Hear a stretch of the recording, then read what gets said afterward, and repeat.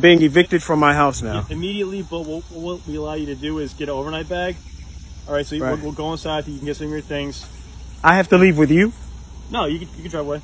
No. What I'm asking you is, I have to leave right now. Correct. Yep. So you can go inside, gather up some of your things. We allow you that courtesy. And do you have your car here? I do. And then on your own accord, you can leave here, okay? So you're going to leave and I can leave after you leave? I just have to leave. We're going to leave. No, we're going to leave with you. We're going to leave together. You definitely have to leave today, okay? Got you. So what we'll do now, go inside, get some of your things. You need this back? What's that? This. Nope, that's for you. This is me. Yep. This is me. That's officer and that's officer. Can I see your eyes, please? Is that okay? All right. My wife filed a false abuse claim against me in order to initiate a divorce, in order to get an advantage over the property that we have. Out of nowhere, she just filed a false abuse claim against me and had me evicted from the house. Women in particular who do this to men are criminals. They are dangerous. They are criminals. My understanding now is that this is a strategy that many women will employ in court in order to take advantage of their husbands and their property. You say I should have seen this coming? She did everything she could to keep me from seeing what she was doing. For the men who have to go through this and the children who have to go through this, I feel sorry for you. This is painful. But the only thing that is going to heal this is justice.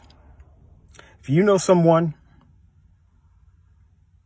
or if you are someone and this has happened to you, I'd love to hear from you. There needs to be a movement to stop this. There needs to be a movement so that some strong legislation can be put in place to stop this. This is criminal. This evil behavior is not only common, but actively encouraged. They don't even need to provide any form of evidence to do this to you.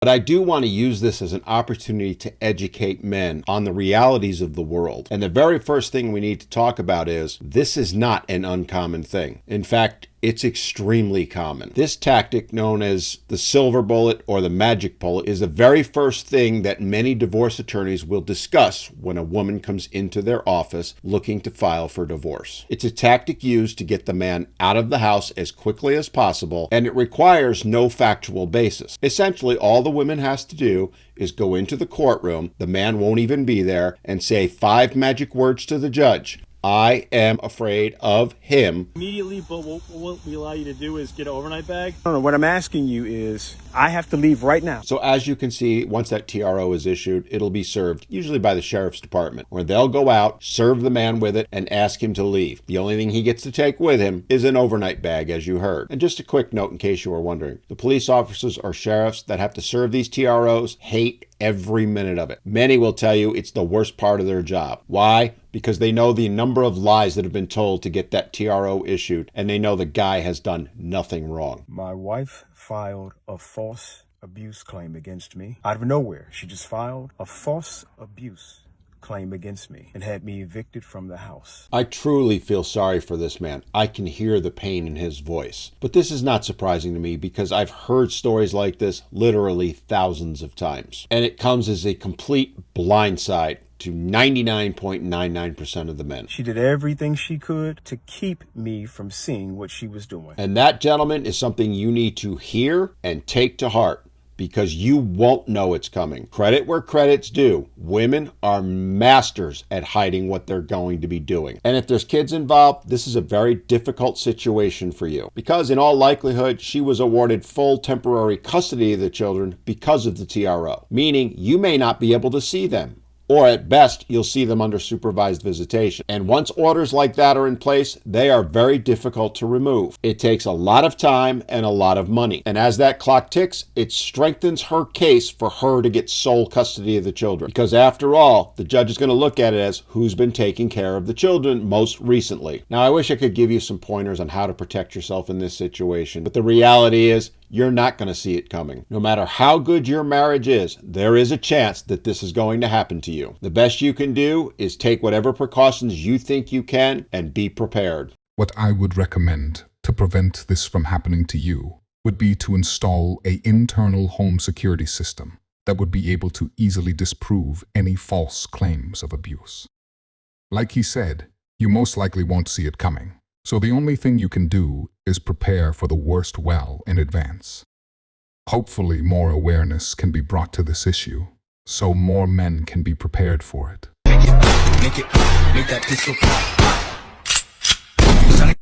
Yes, another individual who doesn't quite seem to grasp the concept of what child support is meant to be used for. It is meant to support the child. It's almost like the actual meaning is in the name itself. It's not there to go get a haircut. It's not there to buy yourself some new nails or some new clothes. No, instead of spending that money on yourself, use it for what it is meant for. To support the child. Put that money away for their future, for their college, a future home, a future car. To support the child. I'm really getting tired of some women making a lot of other women look bad. I recently was going on dates with a man, and nice guy, good guy, treated me well. But once I realized that he was not my husband, because I'm only looking for husband energy at the moment, I ended things with him, told him that I didn't see it going any further. He agreed. He said that he didn't think that he could make me happy. And while I appreciate that, it was a very kind response, he didn't even try. He didn't even try and say that he, wanted to change, that he wanted to, whatever. I can be manipulated. I will listen to you. But you didn't even try. Me calling my ex-husband while we were separated because I was having a panic attack and he was my safe person. Him coming to pick me up even though I was the one divorcing him.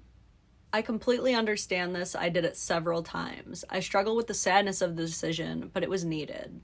So your ex-husband is needed, but he's your ex-husband. Mine didn't come. I go through them alone now, and it hurts every time. There is a disconnect happening where women are leaving their men, yet expecting them to stay and keep performing their husbandly duties. Do you think if he called her having a panic attack that she'd even pick up the phone? Being expected to constantly provide and care for people who have given up on them is not good for men's souls and their growth. It is beating them down mentally. Men already feel overlooked for their personalities and love to give, and feel more used for what they can provide, and crap like this is exactly why. Even if it's not your intention, it is so incredibly manipulative to break up with a guy and then expect him to console you through the breakup. Stop using your exes as free therapists.